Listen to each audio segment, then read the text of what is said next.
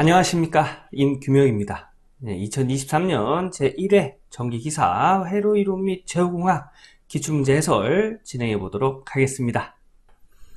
61번 ft, f의 함수 sin t, 코사인 t를 라플라스 변환하면 자, 이 문제는 우선 요거 sin t, 코사인 t 얘를 정리하면 삼각함수 공식에 의해서 이런 식으로 2분의 1 sin 2t가 됩니다. 그래서 정리하면 ft는 2분의 1 sin 2t로 정리가 되는 거예요. 요거는 암기하고 있어야 해결할 수 있는 문제가 되겠죠. 또 여기서 sin 2t, 그러니까 이런 공식이 있어요. sin at를 라플라스 변환하면 얘는 s의 제곱 플러스 a의 제곱분의 a다. 이런 식으로 정리하는 라플라스 변환 공식이 있습니다. 얘를 여기다 적용해서 라플라스 변환하면 되겠죠. 자, 그래서 문제에서 준 요거 sin t, 코사인 t를 라플라스 변환하면 우선 얘는 2분의 1 sin 2t로 정리가 되고요. sin 2t는 요 a 자리에 2가 들어가 있는 거죠, 그죠? 그래서 s의 제곱 플러스 2의 제곱분의 2. 요거 정리하면 얘랑 얘랑 약분이 되겠네요. 그래서 답은 s의 제곱 플러스 2의 제곱분의 1이다. 해서 답은 2번이 되겠습니다. 요 문제는 요 라플라스 변환되는 요식 암기하고 있어야 되고요. sin t, 코사인 t는 2분의 1 sin 2t로 정리할 수 있다는 거 요거 알고 있어야 되겠죠. 네, 요거 스스로 한번 해보고 다음 문제 넘어가도록 할게요. 62번 그림과 같은 블록 선도에 대한 등가 종합 전달함수 R분의 C. R은 뭐죠? 입력, C는 출력, 입력분의 출력, 전달함수죠. 전달함수는 자 보면은 블록선도 이런 식으로 되어 있네요. 자, 블록선도 신호흐름 선도에서의 전달함수 어떻게 구하죠?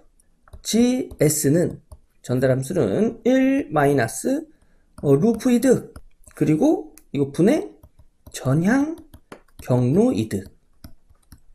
그죠? 자, 루프 이득은 이런 식으로 이렇게 내가 출발한 위치로 다시 돌아가는 거. 여기도 있네요. 그죠? 그 다음에 전향 경로 이득은 다이렉트로 입력부터 출력까지 진행하는 것들을 다 곱한 것으로 나타내죠. 우지 전향 경로 이득부터 한번 보겠습니다. 전향 이득. 자, 보면은 입력에서 출력까지 다이렉트로 G1, G2, G3 이렇게 되어 있네요. 그럼 세 개 다 곱해서 G1, G2, G3가 전향 경로 이득이고 루프 이득 구해보도록 하겠습니다. 루프 이득 보니까 우선 이렇게 되는 루프 이득 하나와 이렇게 되는 루프 이득 하나가 있네요. 자, 한번 보면 루프 이득 요거부터 볼까요? 요거부터. 그러면 G1, G2, G4의 마이너스네요. 그죠? 그래서 마이너스 G1 여기 써놨네요. 네, 루프 이득 G1, G2, G4의 마이너스. 그 다음에 또 하나 더 있다고 했죠? 여기입니다. 여기 보면 G2, G3의 마이너스네요.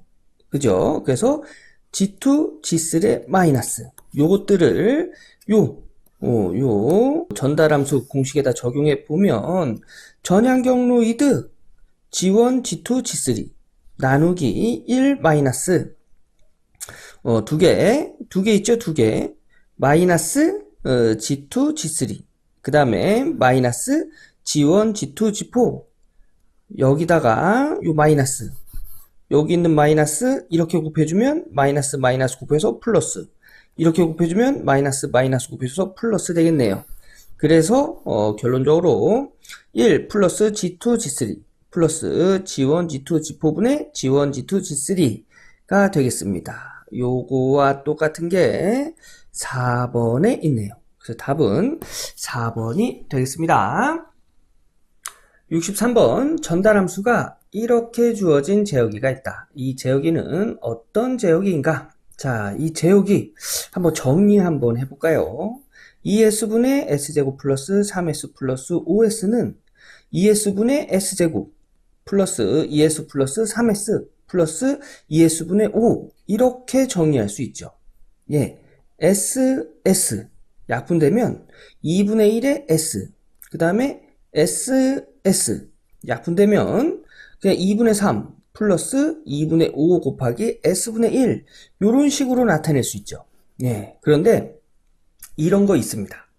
ks는 미분 요소, k는 비례 요소, s분의 k는 무슨 요소죠?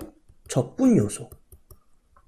네, 요거 암기하고 있어야 되는 내용이죠. 자, 보면 여기는 s가 곱해진 형태예요. 그죠? s가 곱해진 형태는 미분 요소라고 하고요. s가 없으면 여긴 s가 없죠. 없으면 비례 요소라고 합니다. 그리고 s가 나눠지면 적분 요소라고 해요. 그래서 요 2분의 3 비례 요소, 2분의 1 s는 미분 요소다. 그 다음에 2분의 5에다가 s분의 1, s를 나눈 거죠. 이것은 적분 요소. 해서 비례, 미분, 적분 제어기다. 네, 이렇게 이야기할 수 있는 거예요. 네, 그래서 비례, 미분, 적분 제어기 답은 4번이 되겠습니다.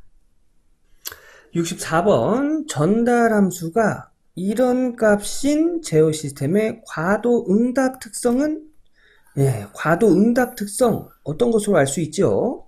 2차 지연 요소 기분식에서 여기 중간에 있는 이 델타의 크기로 알 수가 있는 거죠.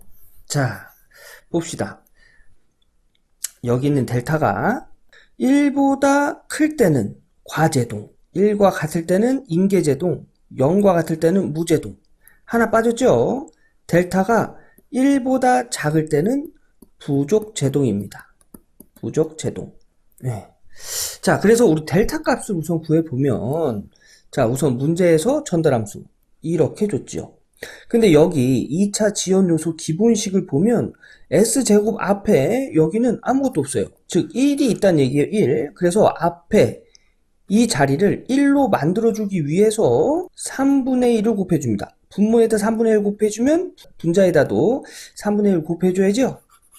자, 그래서 3분의 1 곱해주면 3 곱하기 3분의 1은 1이네요. 그죠? 그래서 여기 1 아무것도 없고요. 그 다음에 4에다가 3분의 1 곱해주면 3분의 4. 1에다가 3분의 1 곱해주면 3분의 1. 분자에도 3분의 1 곱해줘야 된다고 했어요. 그래서 분자에도 3분의 1 곱해주면 분자가 3분의 1이 되겠네요. 자, 여기서 보면 여기 요 가운데 거 여기에요. 3분의 4가 2 델타 오메가 n이 되겠네요. 그죠? 이 SS 똑같으니까 그래서 2 델타 오메가 n은 3분의 4이고 자 여기 보면 오메가 n의 제곱은 이 자리잖아요. 그죠? 그래서 3분의 1이다. 즉 여기서 오메가 n의 제곱 얘 제곱 없애려면 루트 씌우면 되죠? 즉 3분의 1에다가 또 이렇게 루트를 씌운 거예요. 그럼 얘랑 약분돼서 오메가 n은 루트 3분의 1이다. 그래서 이런 식으로 이렇게 정리가 된 겁니다. 우리가 구해야 되는 게 뭐죠? 요 델타죠, 델타. 그래서 델타를 기준으로 해서 식을 한번 정리해 볼까요? 자, 요 델타를 기준으로 해서 식을 정리해 보면 이 오메가 n이 곱해진 형태이기 때문에 넘어가서 나눠준 거예요. 그래서 델타는 3 곱하기 2 오메가 n 분의 4. 네, 요렇게 정리가 되고요. 우리 오메가 n 여기서 구했죠. 루트 3분의 1이라고 했습니다. 그래서 오메가 n에 루트 3분의 1 적용하면 요렇게 식을 정리할 수 있죠. 이거 우리가 계산하는 건가요? 아니죠. 고학용 계산기에 똑같이 넣으시면 1.15가 되는 걸 알 수가 있어요. 이 1.15 뭐지요? 우리가 구하는 제동비 델타 값이죠. 1.15는 1보다 크지요.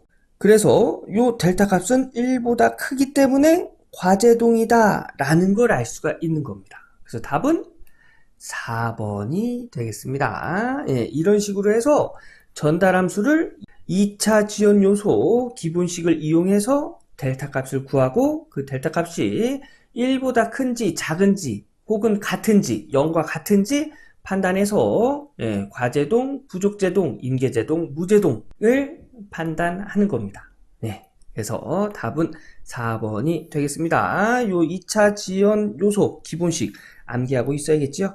네, 요거 암기하고 스스로 한번 정리해보고 다음 문제 넘어갈게요.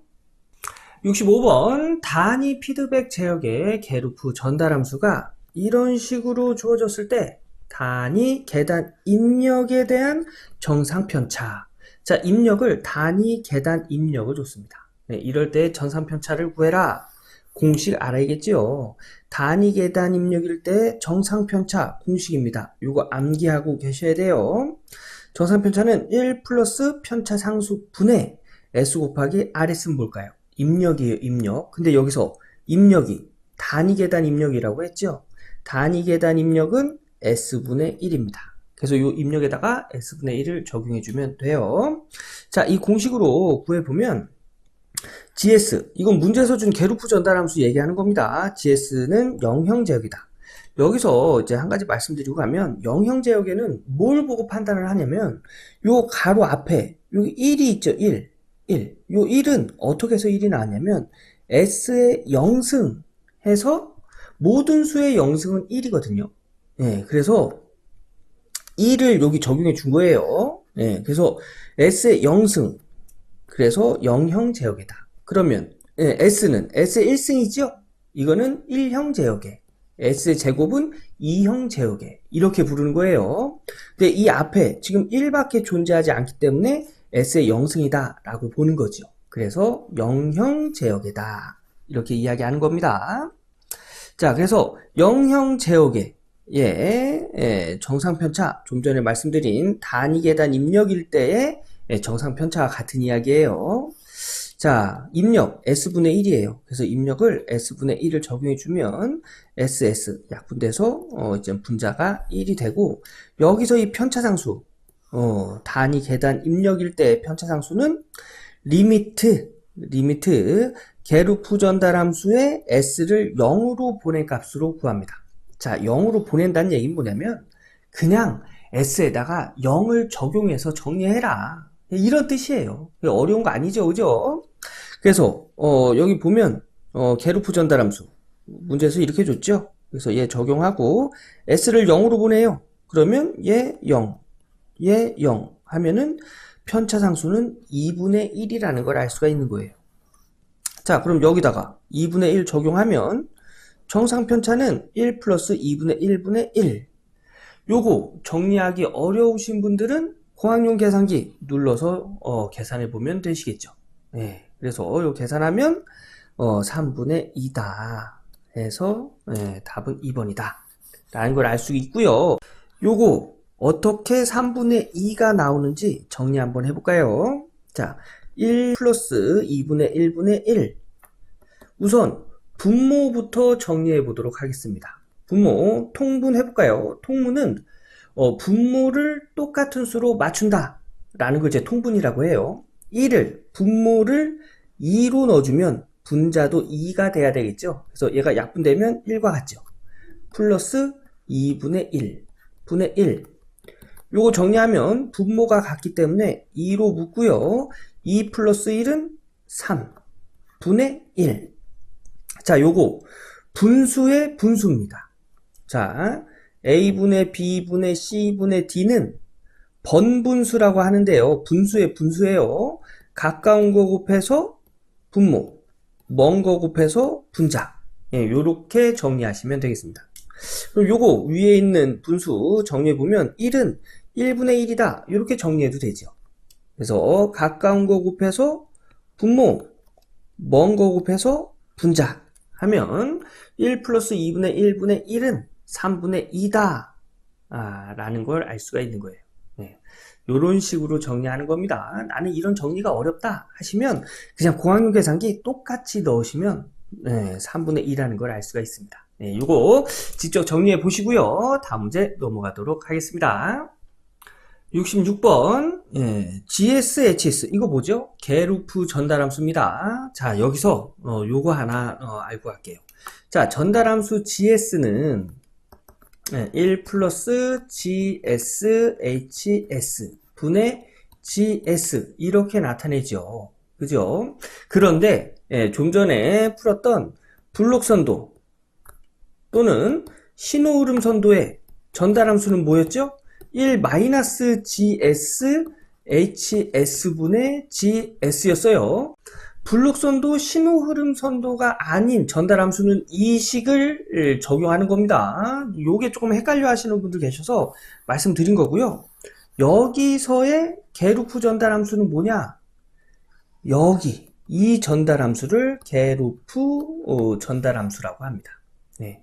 요거 얘기하는 거예요. 요거. 그래서 게루프 전달함수 값이 이렇게 나온 이 식에서 점근선의 교차점을 구하면, 자, 그럼 교차점 구하는 공식 알고 있어야겠죠? 자, 점근선의 교차점 구하는 공식. 극점의 개수 마이너스 0점의 개수 분의 극점의 합 마이너스 0점의 합입니다.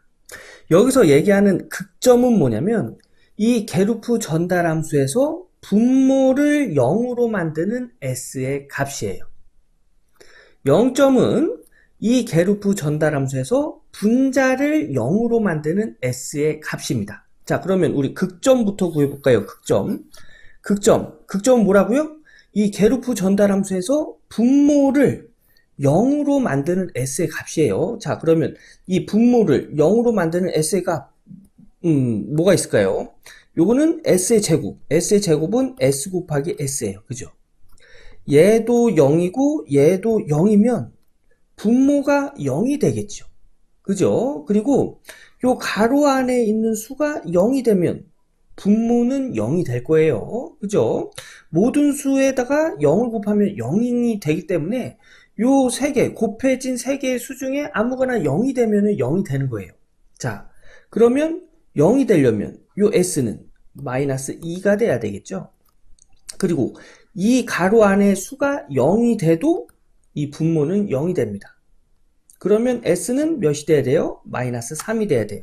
그래서 이 게루프 전달함수에서의 극점은 이 분모를 0으로 만드는 S의 값 0, 0, 마이너스 2, 마이너스 3이 되는 거예요.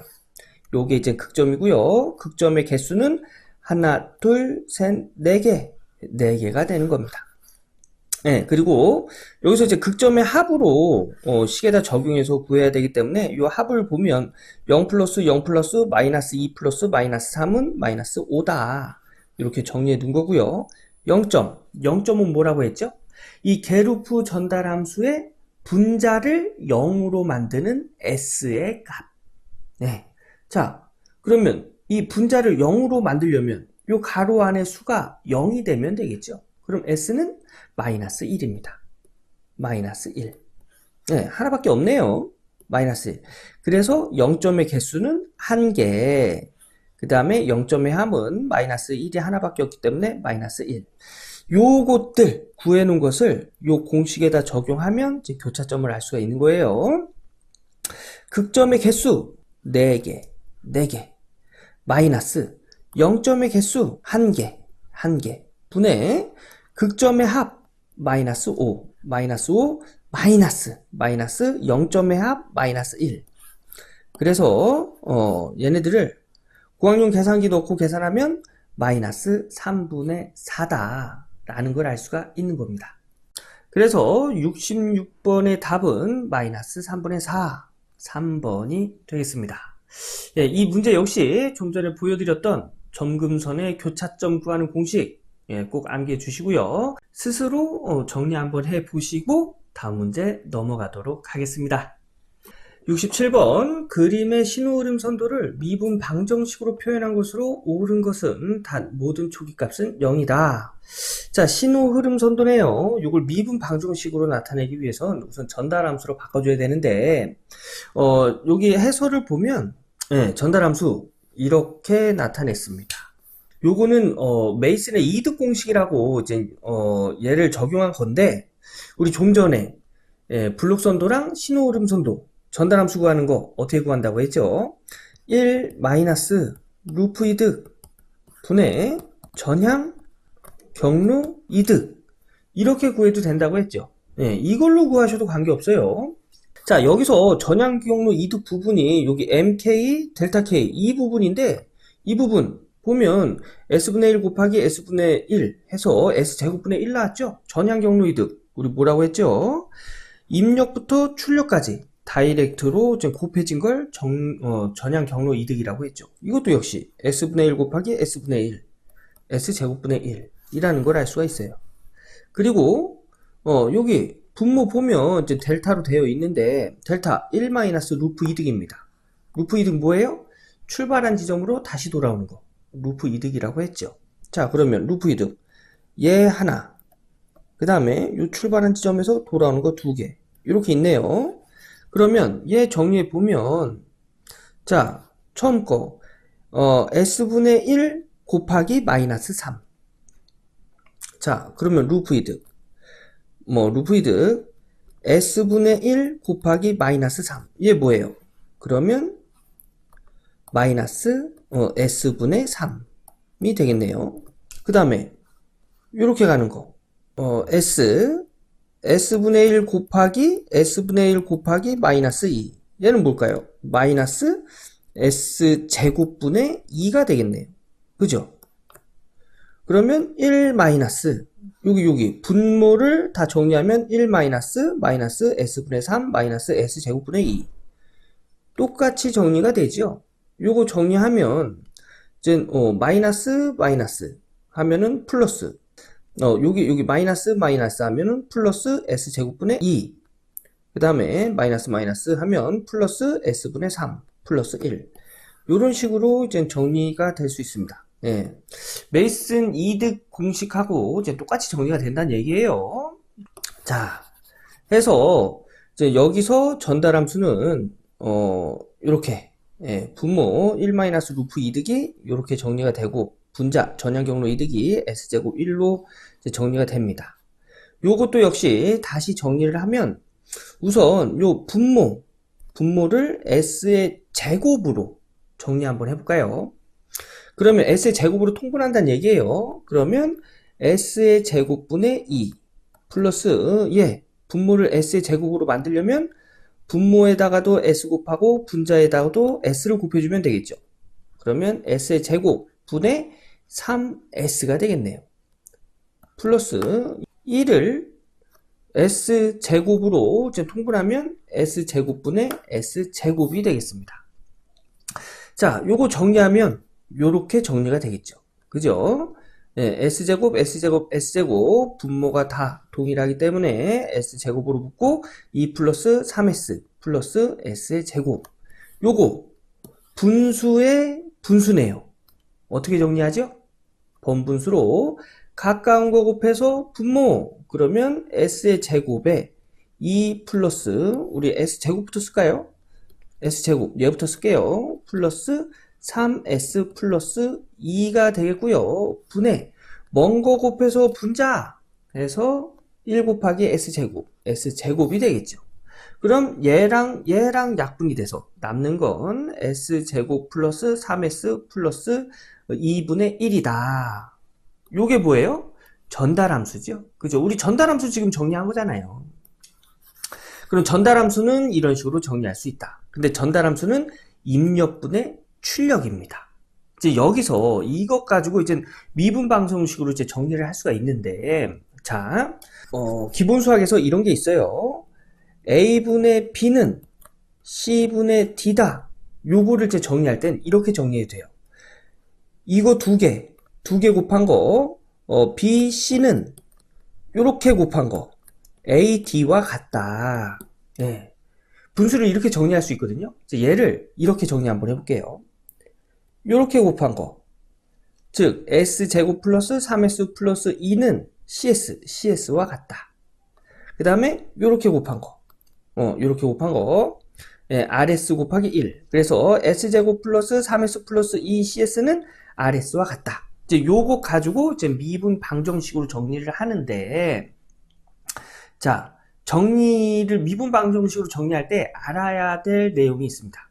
예, 여기 참고 부분에 제가 적어놨는데 s의 제곱은 dt의 제곱분의 d의 제곱으로 이제 정리를 해주고요. s는 dt분의 d로 정리해주고요. cs는 ct, rs는 rt. 근데 여기서 요거 c, 요거 소문자로 정리 부탁드릴게요. ct, 네, 요거 소문자입니다. 요렇게 정리할 수 있는 거예요. 그래서 얘를 정리하면 s제곱에 cs 플러스 요거 cs를 여기다 곱해주고 여기다 곱해주고 여기다 곱해주는 거예요. 3s에 cs 플러스 2cs 이렇게 정리할 수 있겠죠. 예, 그리고 얘는 rs. 얘를 미분 방정식으로 정리하면 s의 제곱은 dt의 제곱분의 d의 제곱.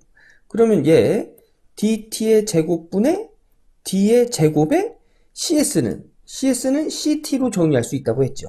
ct. 예. 플러스 3s. s는 dt분의 d. dt분의 d. cs는 ct. 플러스 2는 상수는 그냥 나오고요. cs는 ct는 rs는 rt. 예, 요렇게 정리가 되는 겁니다. 그래서 요게 지금 미분 방정식으로 정리한 거예요. 요거랑 똑같은 거 찾으면 1번에 있네요. 1번 ct의 제곱. 요거 ct가 이렇게 올라가서 요 분자에다가 그냥 써준 거죠. 그래서 똑같은 게 1번에 있네요. 그래서 답은 1번이 되는 겁니다. 자, 여기 신호흐름선도를 미분 방정식으로 정리할 때 알아야 되는 내용. 신호흐름선도를 전달함수로 정리할 줄 알아야 되고요.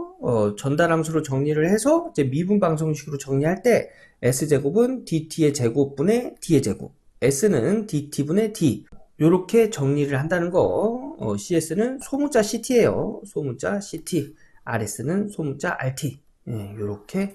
그 다음에 상수는 그냥 상수로 나타낸다는 거. 요런 내용을 알고 있어야 미분 방정식으로 정리가 가능하겠죠. 예. 자, 요렇게 정리해서 답은 1번이 되겠습니다. 예, 직접 한번 정리해 보시고 다음 문제 넘어갈게요. 68번 이산 시스템에서의 안전도 해석에 대한 설명 중 옳은 것은, 자, 보기를 보니까 Z평면에 대해서 이야기하고 있네요.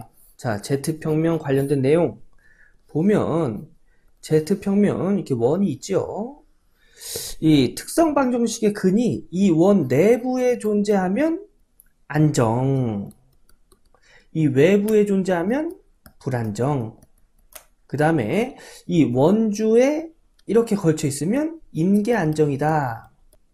네.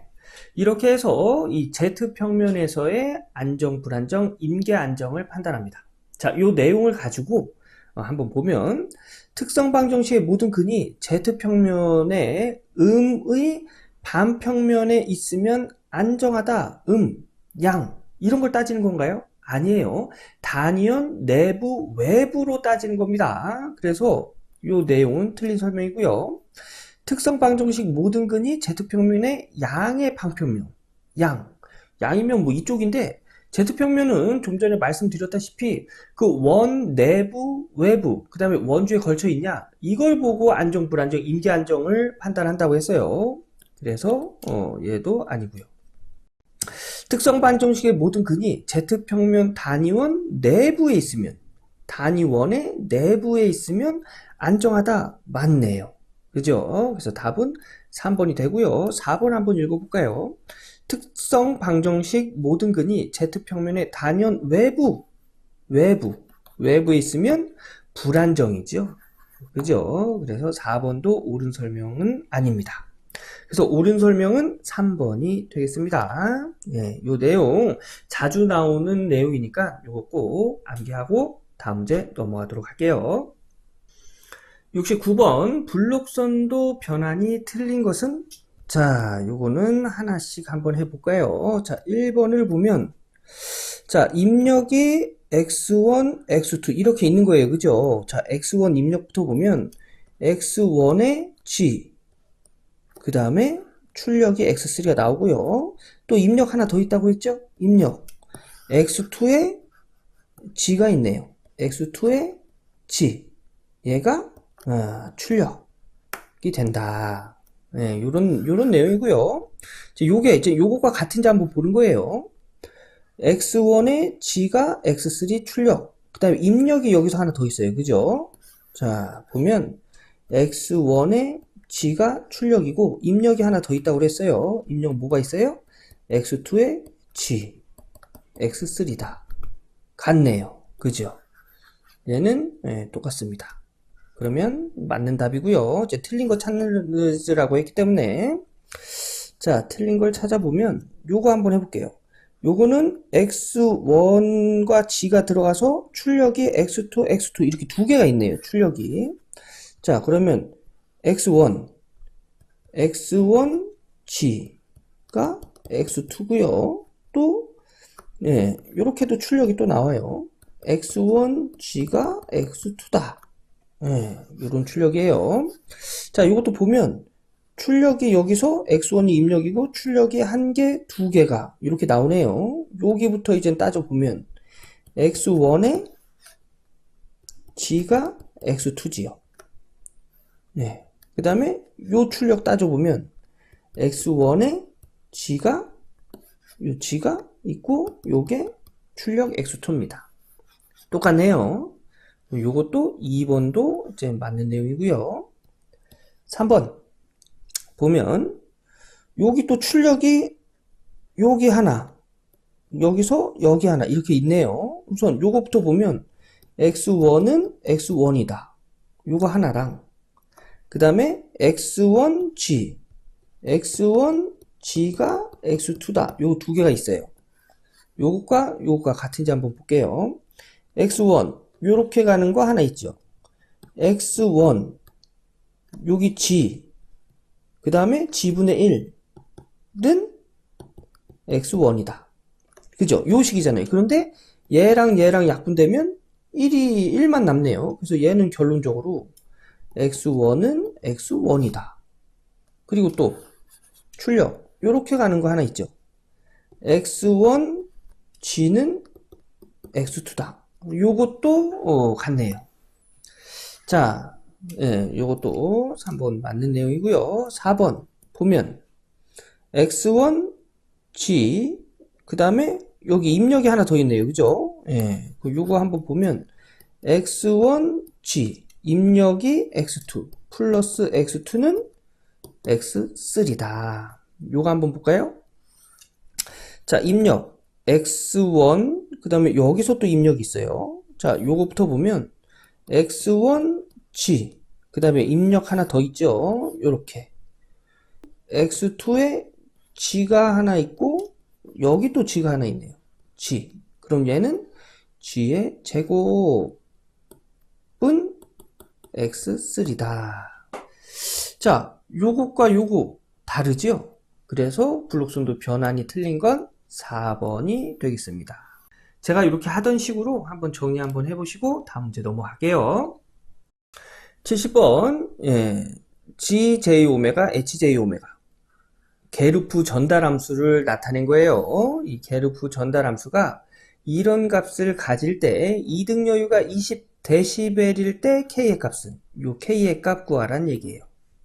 자, 그러면 2등 여유 구하는 공식 알고 있어야 되겠죠? 2등 여유 구하는 공식은 20 로그 10에 게르프 전달함수분의 1의 절대값으로 2등 여유를 구합니다. 자, 이 값이 20dB이래요. 그러면 요 로그 10의 게르프 전달함수분의 1의 절대값 요 값이 1이 되면 답은 20dB이 나오겠죠. 그죠? 근데 로그 10에 어떤 값을 넣었을 때 1이 될 수 있는 값은 요 로그 밑과 같은 동일한 숫자가 들어가면 이 값은 1이 됩니다. 그래서 게르프 전달함수분의 1의 절대값이 10이 되면 요 값이 10이 되면 2등 여유는 20dB이 된다는 얘기예요.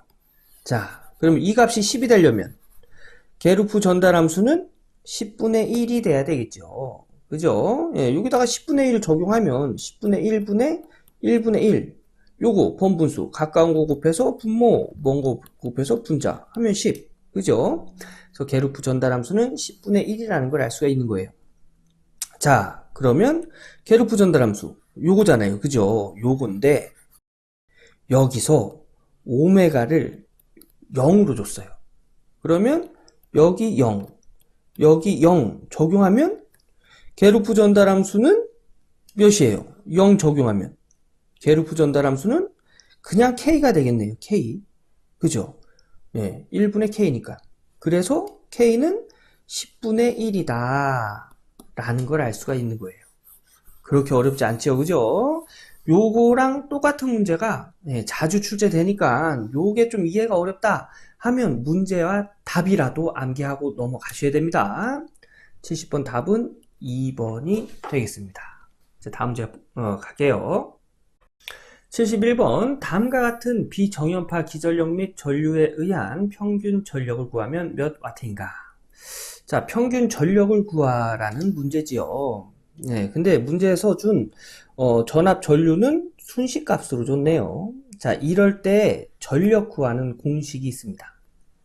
자, 이런 식으로 이제 순식값으로 전압을 이런 식으로 주고요. 전류를 이런 식으로 줬을 때 우리 전력 어떻게 구하죠? P는 전압 곱하기 전류 이렇게 구하죠. 그죠? 근데 이렇게 순식값으로 줬을 때는 전력은 요 전압의 실효값은 어떻게 구해요? 최대값의 루트 2를 나누죠. 여기다가 전류의 실효값 최대값의 루트 2를 나눕니다. 그죠? 그리고 코사인 각도 부분에선 요게 이제 위상 차기 때문에 전압의 위상에서 전류의 위상을 빼요. 그래서 오메가 t 플러스 세타 1 마이너스 오메가 t 플러스 세타 2 이런 식으로 해서 전력을 구해주는데 이 식을 조금 변형을 하면 루트 2 얘네들을 곱해주면 두 개 곱하면 2분의 VM IM 루트 2 두 번 곱하면 2잖아요. 그죠? 요렇게 똑같은 식이 이렇게 내려오고요. 요게 2분의 1 곱하기 VM IM 요 똑같은 식이 또 밑에 내려와서 이런 식으로 정리가 되겠죠. 그죠? 근데 요게 이제 기본파 하나만 있을 때는 이렇게 계산이 되고요. 만약에 뒤에 요 비정연파라고 했죠? 3고조파, 5고조파, 3고조파, 5고조파가 이렇게 있을 때는 2분의 1로 묶어주고 각 고조파별로 이렇게 정리해주면 되겠습니다. 네. 그래서 이 내용으로 한번 정리를 해보면 2분의 1 곱하기 요 뭐예요? 전압의 최대값 100 곱하기 전류의 최대값 같은 기본파는 기본파끼리 그 다음에 3고조파는 3고조파끼리 요렇게 정리하는 겁니다. 그래서 20 코사인 오메가 t 마이너스 오메가 t 요렇게 정리해주고 요 2분의 1로 묶은 거예요. 그 다음에 3고조파 최대값 마이너스 50 곱하기 3고조파의 전류 최대값 10 코사인 3 오메가 t 플러스 30 마이너스 3 오메가 t 마이너스 30 그 다음에 5고조파의 전압의 최대값 20 곱하기 전류의 5고조파의 최대값 5 코사인 5 오메가 t 플러스 45 마이너스 5 오메가 t 마이너스 45 얘 정리하면 100 곱하기 20은 2000 오메가 t 빼면 똑같은 거 빼니까 0도가 나오겠죠. 그죠? 그 다음에 마이너스 50 곱하기 10 마이너스 500 3 오메가 t 마이너스 3 오메가 t 없어지고 마이너스면 플러스 되겠네요. 그래서 30 플러스 30은 60도. 자, 그리고 20 곱하기 5는 100 코사인 5 오메가 t 마이너스 5 오메가 t 없어지고 플러스 45 마이너스면 플러스 45 그래서 90도. 얘 우리가 계산해야 돼요? 아니죠. 공학용 계산기에 이렇게 차례대로 넣으면 875W다 라는 걸 알 수가 있습니다. 그래서 답은 2번이 되겠습니다. 이것도 역시 자주 출제되는 유형의 문제니까 꼭 한번 풀어 보셔야 돼요. 자, 다음 문제 넘어가도록 하겠습니다. 72번 그림과 같은 H형의 4단자 회로망에서 4단자 정수 전송 파라미터 A는 단 V1은 입력 전압이고 V2는 출력 전압이고 A는 출력 개방 시 회로망의 전압이득 V2분의 V1이다. 자, 이 문제는 그냥 암기해 주세요. 예, 요런 식으로 나온 파라미터를 이제 요런 식으로 정리할 수 있는데요. 이제 요거 두 개 더해서 여기다 넣는 거예요. 그럼 이제 T형 회로가 되는 거죠. T형 회로의 A 1 플러스 Z3분의 Z1 플러스 Z4. 얘를 정리하면 이제 요렇게 정리가 돼서 답은 2번이다. 예, 요렇게 알 수 있는데, 자, 여기 A랑 D까지만 암기해 주세요. D는 어떻게 가요? 이렇게 가죠. 그래서 D는 1 플러스 Z3분의 Z2 플러스 Z5. 정리하면 Z3분의 Z2 플러스 Z3 플러스 Z5가 되겠네요. 예, 여기까지만 암기를 해 주세요. 예, 뭐 B, C는 솔직히 정리하면 복잡해집니다. 예, 복잡해져요. 그래서 이 문제는 요렇게 파라미터가 나왔을 때 A를 물어보면 요렇게 되고 D를 물어보면 요렇게 된다는 거. 예, 요거 암기하고 다음 문제 넘어가도록 하겠습니다.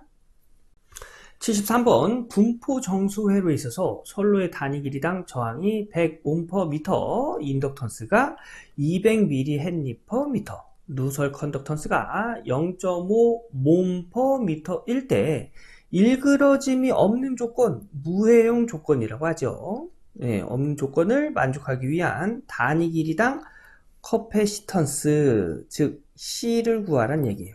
자, 요거 알고 계셔야죠. 무해용 조건에서는 저항과 커패시턴스 곱한 값이 누설 컨덕턴스 곱하기 인덕턴스 값과 같다. 여기서 뭐 물어봤죠? 커패시턴스. 그래서 커패시턴스 C를 기준으로 해서 식을 정리하면 R은 넘어가서 곱해진 형태이기 때문에 넘어가면 나눠줘야죠.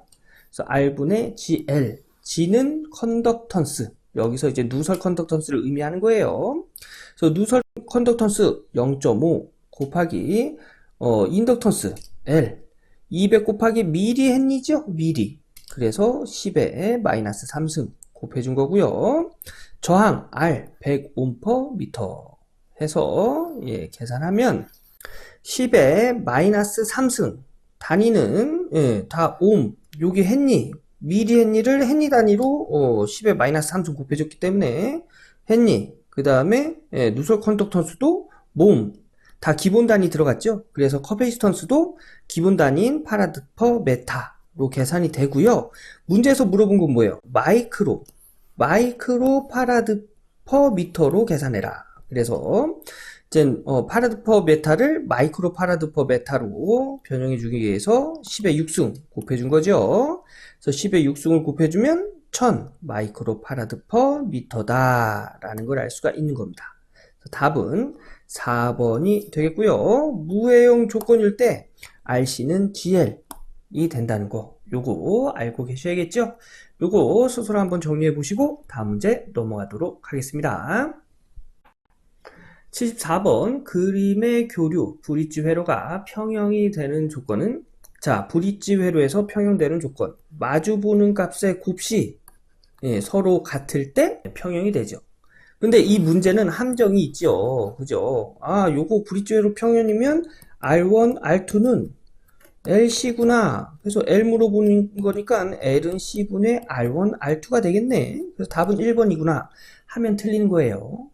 요거는 자, R1, R2 요거 뭐예요? 요거는 그냥 인덕턴스와 캐패시터입니다. 근데 회로에서의 전류의 흐름을 방해하는 거는 옴과 또 뭐 있죠? 리액턴스 있죠? 리액턴스는 유도성 리액턴스와 용량성 리액턴스로 나뉘죠. 유도성 리액턴스는 오메가 L로 계산되고요. 용량성 리액턴스는 오메가 C분의 1로 계산됩니다. 그래서 이 캐피시턴스 값, 요 인덕턴스 값을 요 리액턴스로 바꿔준 후에 정리를 하셔야 돼요. 왜냐? 전류의 흐름을 방해하는 요소는 인덕턴스와 캐피시턴스가 아니고 리액턴스이기 때문에 그래서 얘네들 단위는 헨리, 얘는 뭐예요? 파라드 단위 쓰잖아요. 근데 전류의 흐름을 방해하는 요소의 단위 뭐예요? 옴이잖아요, 옴. 그래서 저항과 리액턴스의 단위를 옴을 써주는 거예요. 예. 그래서 자, 요거 정리해 보면 이렇습니다. 얘는 리액턴스, 용량성 리액턴스로 바꾸면 오메가 C분의 1이죠. 얘는 오메가 L입니다. 그래서 이제 요렇게 두고 이제 구하면, 정리를 하면, 브릿지 회로 평형 조건을 구하면 R1, R2, R1 곱하기 R2는 요거 두 개 곱한 거 오메가 L 곱하기 오메가 C분의 1이다.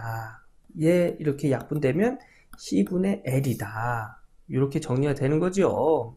그래서 요 L을 기준으로 해서 식 정리하면 C는 넘어가서 나눠진 형태이기 때문에 곱해줘야죠. 그래서 L은 R1, R2에다가 C를 곱한 값과 같다. 네, 요런 식이 나오는 겁니다. 그래서 답은 3번이 되는 거예요. 전류의 흐름을 방해하는 요소는 인덕턴스와 캐피시턴스가 아니고 용량성 리액턴스와 유도성 리액턴스라는 거.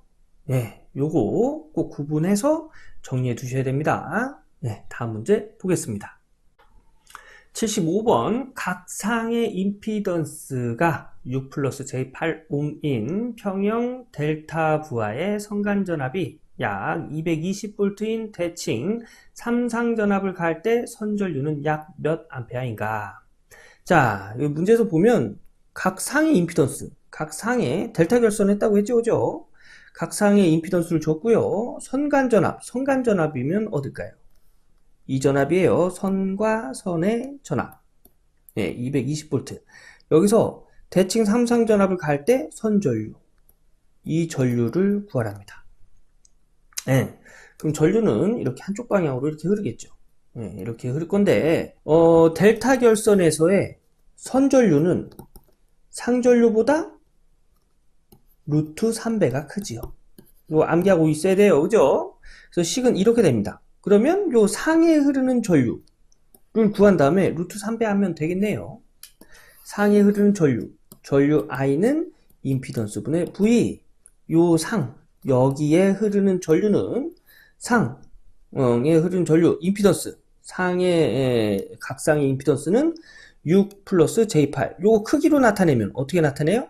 6의 제곱 플러스 8의 제곱의 루트로 나타내죠. 그 다음에 이 상에 걸리는 전압 220V네요. 220.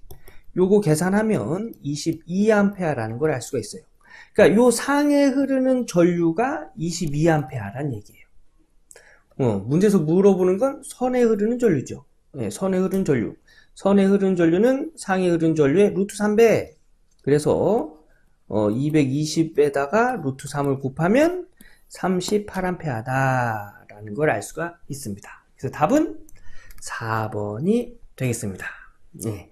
델타 결선에서의 상전류와 선전류의 관계 알고 있어야겠죠? 네. 이거 암기하고 다음 문제 넘어갈게요.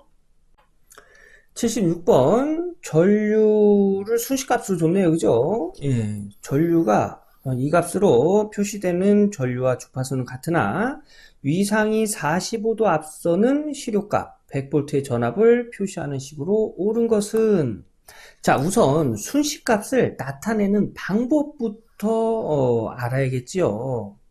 자, 예를 들어서 전류값을 이렇게 줬어요. Im sin 오메가 t 마이너스 어떤 세타로 이렇게 줬습니다. 그러면 이거는 어떻게 나타내냐면, 우선 Im은 뭐죠? 최대값이죠, 최대값.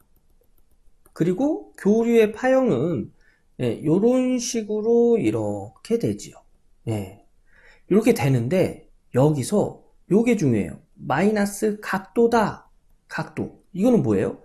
요게 오메가 t, 요 t가 이제 시간의 개념이거든요. 마이너스는 뭐예요? 늦게 출발했다, 이런 뜻이에요. 늦게 출발했다. 그래서 요 마이너스는 만약에 여기 마이너스가 붙었다 하면은 요 마이너스 세타만큼 늦게 요렇게 출발한 그래프로 요렇게 그리시면 됩니다.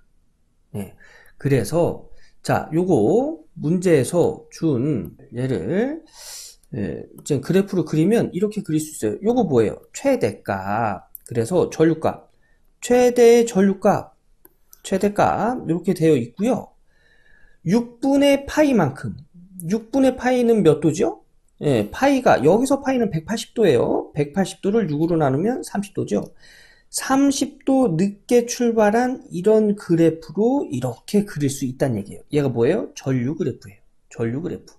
그런데 여기서 45도가 앞섰답니다. 그러면 요 30도에서 45도를 앞서면 얘는 뭐예요? 마이너스 15도지요. 마이너스 15도는 12분의 파이예요. 그죠? 12분의 파이. 180을 12로 나누면 15가 나와요. 그런데 시간상으로 보면 요 뒤로 가는 게 늦는 거라고 했어요. 근데 얘는 얘보다 빨리 출발한 거죠. 그래서 얘는 부호가 플러스가 돼야 돼요. 플러스. 네. 그래서 플러스 12분의 파이 하면 얘밖에 없네요. 그죠? 그럼 답은 2번이다. 이렇게 알 수가 있는 거예요. 근데 여기서 이제 더 확실하게 가면 시료값이 100V라고 했어요. 그런데 요 앞에 있는 값, 요거 뭐예요? 최대값이라고 했잖아요. 우리 시료값은 어떻게 나타냈죠? 최대값에 루트 2를 나눠서 시료값을 구하죠. 그럼 최대값은 어떻게 구해요? 루트 2 넘어가서 시료값에다가 루트 2를 곱해줍니다. 근데 시료값 100V 줬죠. 그럼 최대값은 시료값에다가 루트 2를 곱해준 100 루트 2가 되는 거예요. 그래서 이때 이 순식값을 전압 45도 앞선 전압으로 표시하면 최대값은 시료값 100에다가 루트 2를 곱한 값 100 루트 2가 되고요. 사인 오메가 t 앞섰다고 그랬죠? 얼만큼? 45도만큼. 30도에서 45도 앞서면 마이너스 15도. 그런데 시간상으로 보면 얘는 이제 플러스가 된다고 했어요. 일찍 출발했다는 얘기입니다. 그래서 15도는 12분의 파이다. 180 나누기 10이다. 해서 플러스 12분의 파이 해서 이런 식으로 나타낼 수 있는 겁니다. 그래서 답은 2번이 되는 거고요. 여기서 이제 좀 주의 깊게 봐줘야 될 게 마이너스일 때는 요 그래프상에서 뒤로 플러스일 때는 그래프상에서 이제 앞으로 표시를 해준다는 거, 위상을 표시해준다는 거, 요것만 기억해 두시고요. 예, 그래서 76번 답은 2번이 되겠습니다. 요거 스스로 한번 그려보세요. 네, 다음 문제 넘어가겠습니다. 77번 삼상 델타 부하에서 각 성전류 IA, IB, IC라 하면 전류의 영상분은 단 회로는 평형 상태임. 자, 영상분 전류 어떻게 구하죠?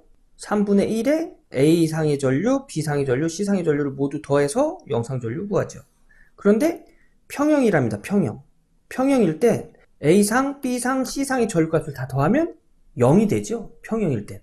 그죠? 그래서 얘가 0이면 영상 전류는 0이다. 그래서 답은 4번입니다. 네. 여기서 이제 암기하고 넘어가야 될 게 영상 전류는 A, B, C 상의 전류를 다 더하고 3분의 1로 나눠준다. 정상 전류는 A상 플러스 B상의 A, 요거 뭐예요? 여기서 A는 120도예요. 그죠? 120도를 곱해준 B상 플러스 A 제곱은 240도죠? 240도를 곱해준 C상, 이걸 더한 다음에 이제 3으로 나눠주면 이제 정상 전류가 되고, 역상 전류는 A상 플러스 B상에다가 요거 240도라고 했습니다. 240도 곱해주고 C상에다가 요거 120도 120도 곱해준 걸 다 더한 다음에 3으로 나눠주면 역상 전류가 돼요. 요거는 실기에서 A, B, C상의 전류를 주고 영상 전류를 구해라, 뭐 정상 전류를 구해라, 역상 전류를 구해라, 이런 문제 나오니까 요 공식은 꼭 암기해 주셔야 됩니다. 요거 암기하고 다음 문제 넘어갈게요. 78번 다음 회로에서 저항 25매 흐르는 전류는, 자 여기 보면 요게 이렇게 돼야 돼요. 이 위에 쪽이 길고 아래쪽이 짧고, 예, 이렇게 수정 부탁드리겠습니다. 위에가 길고 아래가 짧고, 예, 이렇게 수정 부탁드릴게요. 그래야 여기가 플러스니까 전류 방향이 이렇게 된다는 걸 알 수가 있는 거예요. 자, 요거 수정해 주시고요. 문제는 25. 그럼 전류가 이쪽으로 흐르고 이쪽으로 흐르겠네요. 25매 흐르는 전류값을 구해라. 요거는 전화번과 전류원 두 개가 있죠. 이렇게 전화번과 전류원 한 회로에서 이렇게 여러 개가 존재할 때는 중첩의 원리를 이용해서 구할 수가 있죠. 우선 전화번은 단락, 전류원은 개방. 이게 중요한 거예요. 자, 전화번을 단락해서 회로를 그리면 단락했다는 얘기입니다. 단락해서 회로를 그리면 이런 식으로 구할 수가 있고요. 우리가 구하는 전류값은 어디죠? 여기 25매 흐르는 전류예요. 요 25매 흐르는 전류, 얘를 R1이라고 두고 얘를 R2라고 뒀을 때 I1, 요 I1으로 흐르는 전류는 R1과 R2 두 개의 저항값을 더한 다음에 분자에는 요거의 반대편 쪽에 있는 저항값을 올려서 전체 전류값을 곱하면 여기에 흐르는 전류값을 알 수가 있죠. 그래서 두 개의 저항값 20 플러스 5 분의 여기를 R1이라고 뒀기 때문에 R2를 분자에다 올려야죠. 그래서 5 곱하기 전체 전류값 3A 계산하면 이쪽으로 흐른 전류는 0.6A 라는 걸 알 수가 있고요. 요번에는 전류원을 개방. 요거는 이제 전화번을 단락시키고 구한 거고요. 이제 전류원을 개방. 요걸 이제 개방하는 겁니다. 얘를 없애버린다는 얘기예요. 그러면 회로는 이런 식으로 되겠죠. 그러면 5옴과 20옴이 직렬로 연결된 회로가 되겠네요. 요 위에 게 이렇게 긴 겁니다. 요 밑에 게 작은 거고요. 자, 보면 여기 전류가 이렇게 흐르겠네요. 그죠? 직렬이니까 여기 흐른 전류가 여기 흐른 전류와 같겠죠? 자, I는 R분의 V. 여기서 R은 전체 합성 저항이 되겠습니다. 그래서 이 직렬에서 합성 저항은 5와 25옴을 더해준 25옴이 되겠고요. 전압은 10V, R분의 V. 그래서 5 플러스 20분의 10 하면 이때 흐른 전류는 0.4A다 해서 좀 전에 전압원을 단락하고 구한 전류값과 전류원을 개방하고 구한 전류값을 더하면 여기에 흐르는 전류값은 1A다 라는 걸 알 수가 있습니다. 그래서 답은 1번이 되겠습니다. 네, 이렇게 이제 중첩의 원리로 해서 흐르는 전류값을 구할 수가 있는데요. 중요한 건 이거예요. 전압원은 단락, 전류원은 개방한다. 네. 자, 이것도 한번 해보시고 다음 문제 넘어가도록 하겠습니다. 79번 저항, 리액턴스와의 직렬 회로에 교류전압 V를 가했을 때 소비되는 전력은? 자, 소비 전력 어떻게 구할까요? 소비 전력, 소비되는 전력은 저항에서 밖에 소비되지 않아요. 리액턴스는 전력을 충전하고 방전하는 역할을 하는 거예요. 그래서 소비 전력 구할 때는 소비되는 전력이잖아요. 그죠? 그래서 소비되는 곳은 저항이라는 거. 그래서 이 저항이 적용된 공식 I제곱 R 요걸로 구하는 겁니다. 자, 이제 이 공식을 이 보기에 맞게 정리한 걸 찾는 거예요. 자, 전류 어떻게 구하죠? 임피던스 분의 전압. 임피던스는 여기 저항과 리액턴스 줬기 때문에 임피던스를 저항과 리액턴스로 구하면 저항의 제곱 플러스 리액턴스의 제곱의 루트를 씌워서 임피던스의 크기를 구하죠. 그래서 여기 전류값에다가 얘를 적용해서 식을 정리하면 이렇게 정리할 수 있죠. 그래서 제곱을 전압의 제곱, 그 다음에 루트 R의 제곱, V의 제곱에 여기 제곱을 요 밑에도 적용하면 제곱과 루트 없어지겠죠? 그래서 결론은 이때 소비 전력은 R의 제곱 플러스 X의 제곱분의 V의 제곱 곱하기 저항이다. 이렇게 나타낼 수 있는 거예요. 답은 3번이 되겠네요. 네, 저항 여기 분자에다 그냥 올려서 적어준 거예요. 요거 정리하는 거 스스로 한번 정리해 보시고 다음 문제 넘어가도록 하겠습니다. 80번 분포정수 회로에서 선로정수가 RLGC이고 무해용 조건 RC는 GL과 같은 관계가 성립될 때 선로의 특성 임피던스는? 자, 특성 임피던스 물어본 거죠. 근데 어떤 조건? 무해용 조건에서. 이거는 암기예요. 무해용 선로에서의 특성 임피던스는 루트 캐피시턴스 분의 인덕턴스로 구해집니다. 똑같은 거 보이죠? 2번입니다. 80번은 암기하고 가는 문제예요. 이렇게 해서 2023년 제1회 전기기사 회로 이론 및 제어공학 예, CBT 보고 문제 풀어봤습니다. 요거 영상 끝났다고 해서 바로 책 덮지 마시고요. 예, 처음부터 끝까지 한 번 더 이렇게 훑어보고 문제답 확인해보고 내가 해결할 수 있는 계산 문제다 하면은 또 한번 정리해보고 공학용 계산기 눌러보고 예, 이런 식으로 빠르게 한번 훑어보고 공부 끝내시는 걸 권장드리겠습니다. 예, 그러면 저는 다음 CBT 보고 문제 해설 영상에서 인사드리도록 하겠습니다. 감사합니다.